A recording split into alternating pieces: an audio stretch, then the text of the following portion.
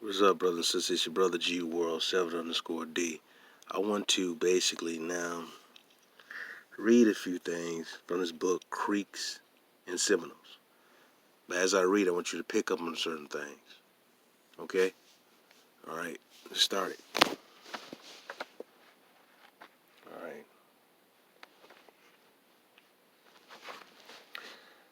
The Indians on the Chattahoochee River were sometimes known as the Cowetas, and other times as the Ochees, Creeks or Creeks. Similar Muskogees, migrating from the west at an earlier period, lived above the forks of the Alabama River. English traders began to call the Muskogees on the Chattahoochee lower creeks, and those on the Coosa and the Tallapoosa above the forks of the Alabama River upper creeks.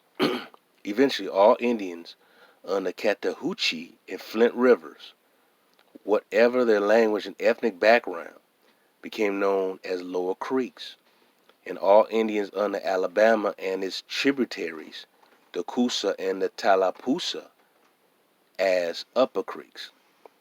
According to one account, the upper and lower creeks first came together on the Chattahoochee River in the early 18th century, but one would not want to put much faith in any specific place or date. The important consideration is that from the British standpoint, these Indians did come together, and that collectively all of them were Creeks. It was convenient to assert that virtually every Indian in the Southeast who was not a Cherokee, Choctaw, and Chickasaw was a Creek. At home in white society, Alexander McGillivray understood clearly what British colonists meant when they referred to the Creeks.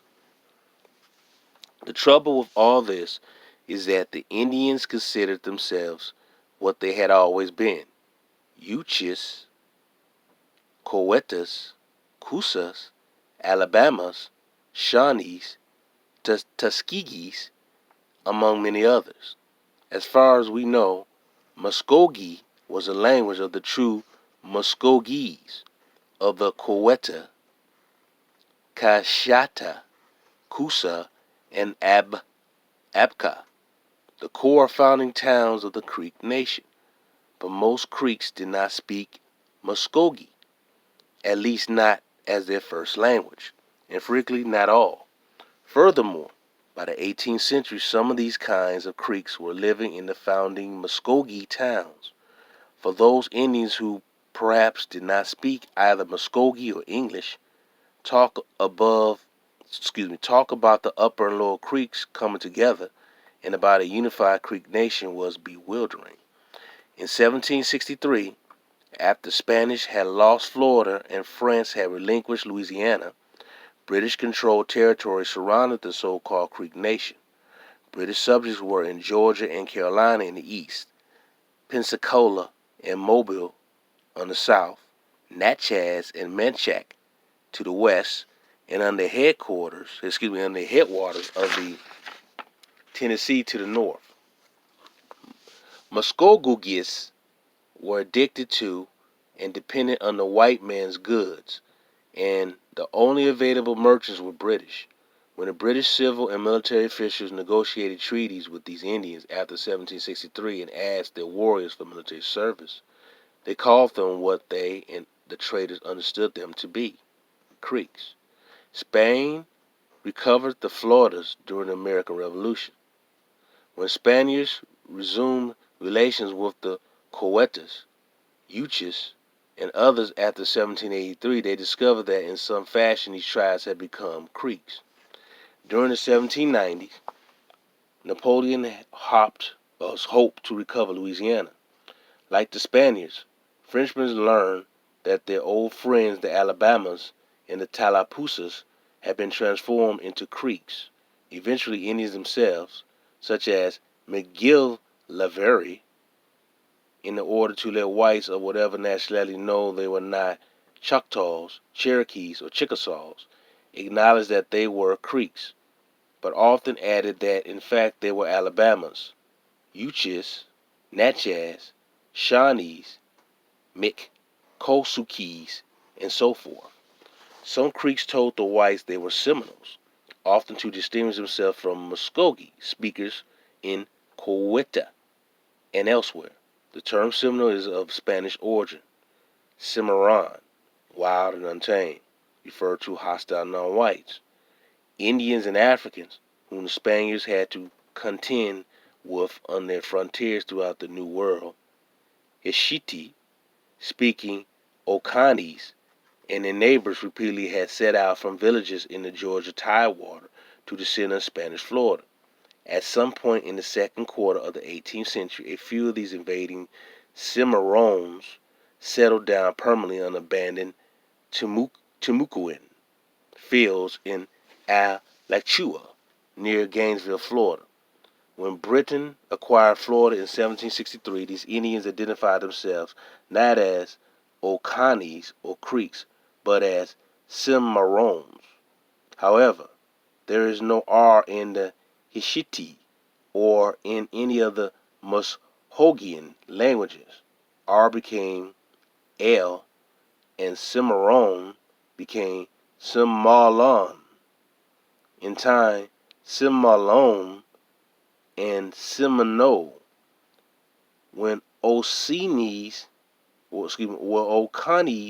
called themselves Seminoles, they were telling the British that they were Hishitis and not Creeks, not Indians from Coweta and its vicinity who spoke Muskogee.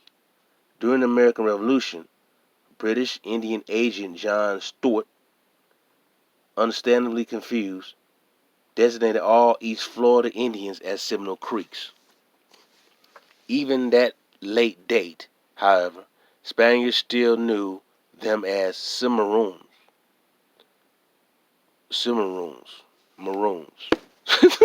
When dealing with whites, the traditional founders of the Creek Nation, the Cowetas, the Cashatas, the Cusas, the Abcas, began to identify themselves as Creeks, the Indian name for these people, at least a majority of whom spoke Muskogee, was Muskogee. However, Muskogee was not a Muscogean word. It was Algonquin, presumably Shawnee. When Shawnees had moved into the South in the 17th century or earlier, they had referred to the Cowetas, the Cashatas, the Cusas, and the Abcas as Muskogees, people of the swampy grounds. In time, most southeastern Indians, including the Muskogees themselves, adopted the term. Before the Shawnees had designated them Muskogees, the Hishitis had styled these Muskogee speakers as Ochises, either because they did not know any better or because it suited their purposes. British traders characterized them as Creeks. To compound the confusion, the British began to label almost all Indians in the southeast as Creeks. Indians understood the distinction between the Muskogees or the Ochis, who spoke Creek proper, and Alabama's Hishitis, Uchis, and so on, who spoke foreign tongue. Whites did not, or at least they pretended not to. Before leaving this unnomastic ticket, it is necessary to return to the Seminoles. The Seminoles of the 18th and 19th century Florida had not originated there, but came in a series of migrations, which lasted more than a century. They had moved into Florida from Georgia and Alabama and settled on abandoned lands of the earlier inhabitants who now were nearly extinct. In the vanguard was a Hishiti speaking Oconees, who were followed by the Uchis, Alabamas, the Choctaws, the Shawnees, and all the other diverse tribes or bands living in Georgia and Alabama. Some of these spoke Muskogee, though often it had not been the primary tongue of their ancestors. These Indians were survivors of populous tribes and chieftains of an earlier day, but warfare and especially disease had taken a grim toll. In the 16th century, the Florida Peninsula had been densely populated with, by some accounts, almost 1 million inhabitants. By the 18th century, almost all of these Indians were gone. Seminoles moved down from the north and took over their lands. At first, whites associated the term Seminole with Oconnees, though ultimately most, if not all, Indians residing in Florida were considered Seminoles. A variety of ethnic and linguistic groups constituted both Seminoles and Creeks, and unless these Indians were bilingual, they often could not understand one another. Time blurred ethnic distinctions, but even today one merely has to visit the Seminoles in Florida or the Creeks in Oklahoma to realize that such distinctions still persist. It is not surprising that 19th century Americans were confused. Captain Hugh Young, a military engineer in Jackson's army, who invaded Florida in 1818, avowed that the better part of the hostiles in this first Seminole War in reality were Creeks. A decade or so later, Jackson advisors, anxious to relocate all Eastern Indians west of the Mississippi River, recommended that when the Creeks were removed, the Seminoles should be included and all established on a single new Creek homeland in Oklahoma. Now listen to me as I read this. The Indians that we are dealing with are those in the southeast who are not Cherokees, Choctaws, or Chickasaws. That is, they were not considered to be part of the other southeastern civilized tribes. Refugee bands of Cherokees, Choctaws, and Chickasaws did live amongst the Muskogee and usually were known as Creeks or Seminoles.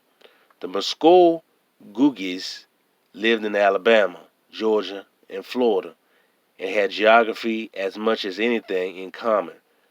Osceola was a Creek in Alabama and a Seminole in Florida. He did not change. He remained a Tallahassee, but white perceptions of him did. A matter of further confusion was the fact that in the late 18th century, an observer could look closely at these Indians and discover that, though they dressed in the usual native fashion, their skins were black and they had Negroid features. The African influence among these Southeastern Indians was considerable. Okay, get the African stuff out, but I'm going to show you that part. All right, where it says that. I want to read it to focus right here. A matter of further confusion was the fact that in the late 18th century, an observer could look closely at these Indians and discover that, though they dressed in the usual native fashion, their skins were black and they had Negroid features. See, this is something I've been known, man. This is in the book Creek and Seminoles. It's something I've been known, but I want to emphasize we've been here. I'm going to keep stating this. We've been here. This is about the Indians of the Southeast. Now, I'm going to show you this picture here. Image of Indians in Mexico. Look at them. Those are obviously Negroes. Close up. Okay, this is a brother from Florida. Look at the crown. Oh, this right here too. Top like here, like that. Crown. And it's sticking up like my eye in front. But look at the crown. Look at the gold plates.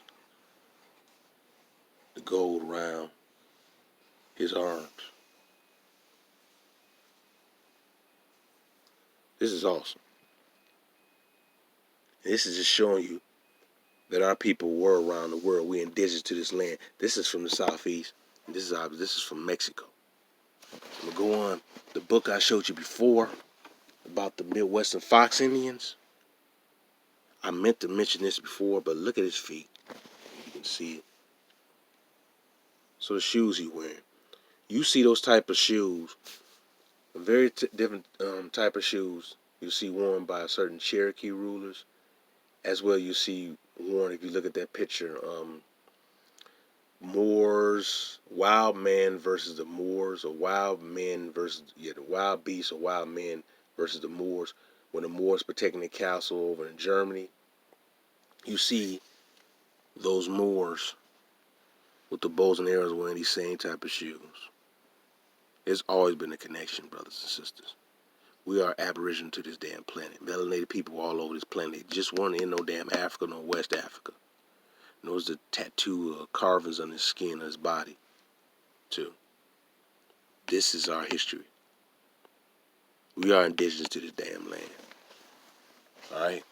We are indigenous to this damn land. You claim your history.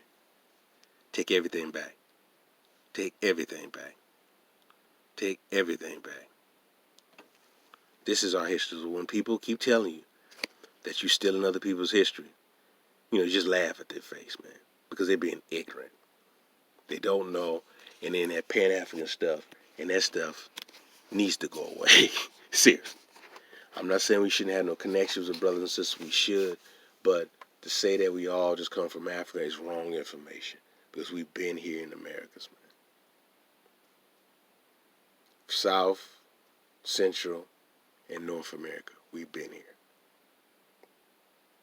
This is our land. This is our home. Alright? This is our land.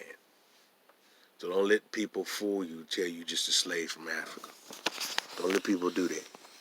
Don't let people lie to you and say you're just a slave. You're more than that, man. You come from a great people. People who are indigenous to this land. Who built this land. And this is our home.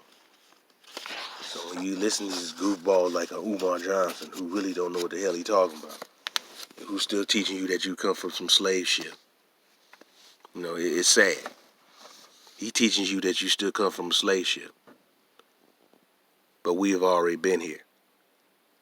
And it's just so sad that you have people like him who still run that hustle game on our people, lying to our people about who we are, lying about our true Indian identity.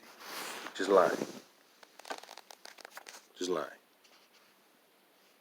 So, this is something that we really need to take pride in and know our history and do not be ashamed in acknowledging this. Because this is our history. This is our culture. And we need to take everything back. Everything back. Everything back. Take everything back. Take it all back. Take everything back. This is our history. Our rich history. That we just need to take everything back. Because if we don't do that, we continue to have people just stealing our identity, which they've already done.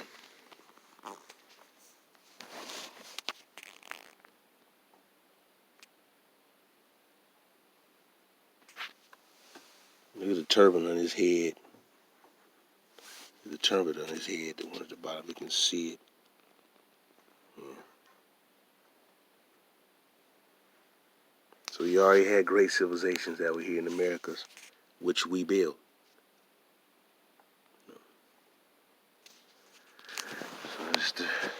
So just to say that we come from some slaves from Africa is very inaccurate and dumb information. It's just purely just stupid information, man. Very inaccurate.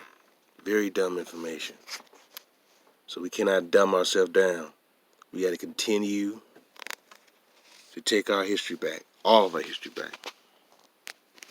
All of our history back. Take it all back. Take it all back. Take it all back. Gotta take everything back. And I say this, I'm really angry at the lies I've been told to us, and you got these clowns on there still saying that we're just slaves from Africa. You know, that's a big time lie. When we are the indigenous people of this land, we're indigenous people of this world. But so many of us don't know that, and so many of us don't want to know that. We want to remain ignorant of our true history, and that's sick. Really sick. So I'm gonna get ready to end this video, brothers and sisters. I just wanted to show you a few pictures of our people, our ancestors, who are already here. They were already here. We're indigenous to this damn land. They were already here.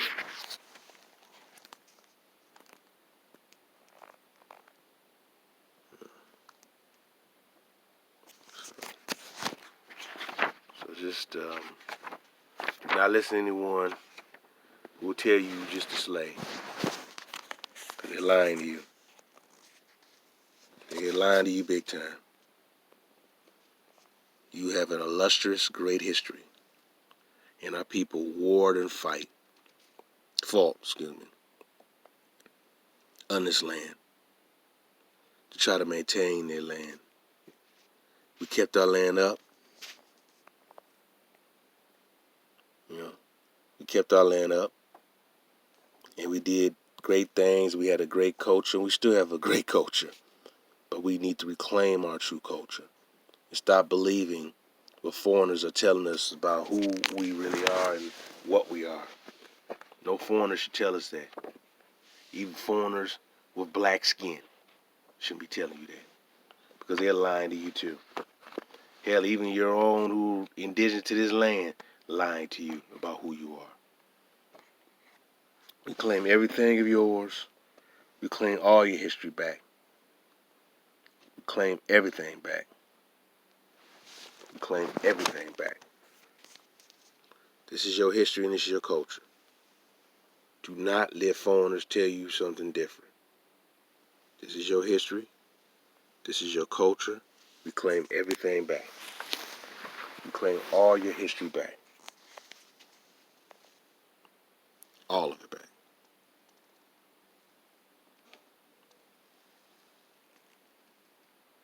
Alright? I just want to do that, deal with the Southeastern Indians, and let you know that the information right in front of your face, with these lying ass devils, man, what they'll do is try to twist your history around and just make it seem like you just came here in a slave ship when you've been here. You need to understand this. You have to understand this. You have to come to grips with this. You have to. You cannot allow these goofballs to write your history, man. They'll totally write you out of history. They'll totally write you out of history. Totally write you out. You claim everything is yours. This is your history. You claim it back. You claim everything is yours. Alright? So basically, man, this one is done. I'm done with this one today, but I just wanted to come out there and just talk about the Creeks and, Seminoles of the Southeast. Basically, the Indians of the Southeast, man. That's what I want to talk about today.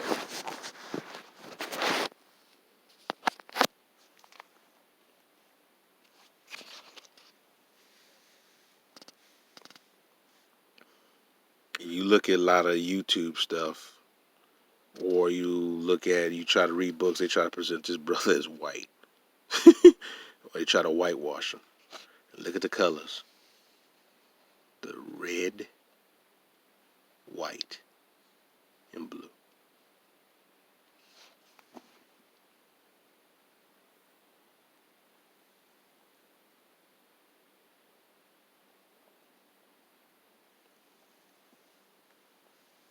All right, brothers and sisters.